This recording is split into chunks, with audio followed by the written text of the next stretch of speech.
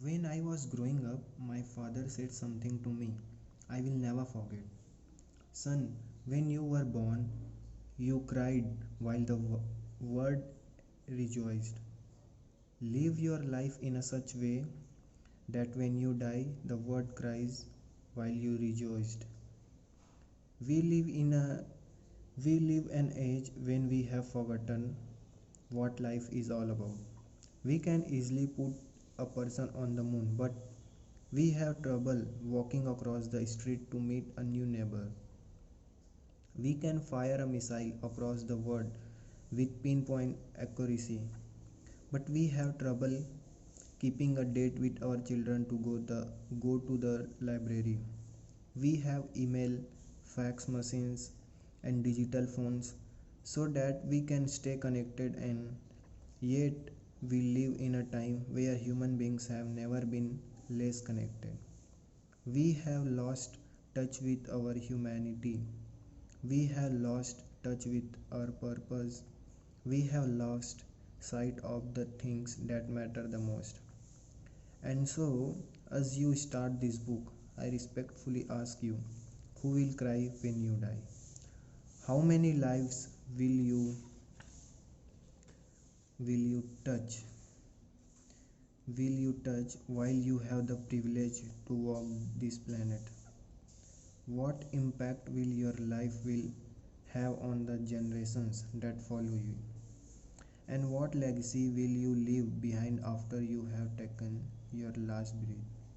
One of the lessons I have learned in my own life is that if you don't act on life, life has a habit of acting on you. The days slip into weeks, the weeks slip into months, and the months slip into years. Pretty soon, it's all over, and you are left with nothing more than a heart filled with regret over a life half lived.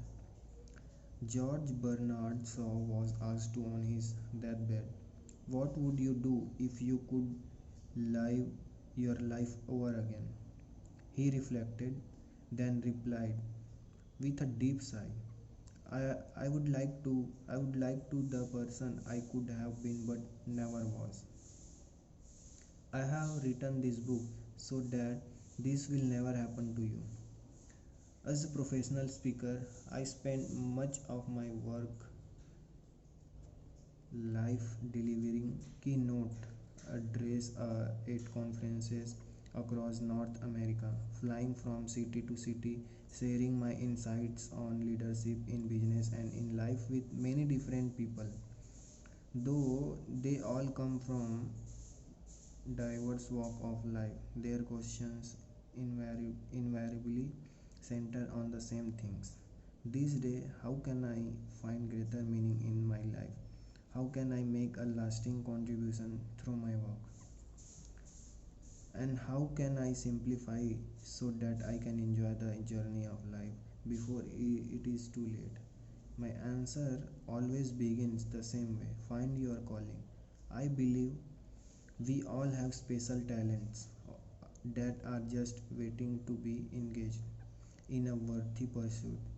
We are all here for same unique purpose, some noble adjective that will allow to manifest our highest human potential while we at the same time and value to the lives around us. Finding your calling. Finding your calling doesn't mean you must leave the job you now have. It simply means you need to bring more of yourself into your work and focus on the things you do best. It means you have to stop waiting for other people to make the changes you desire, and as Mahatma Gandhi noted, be the change that you wish to see most in your world. And once you do, your life will be changed. Thank you.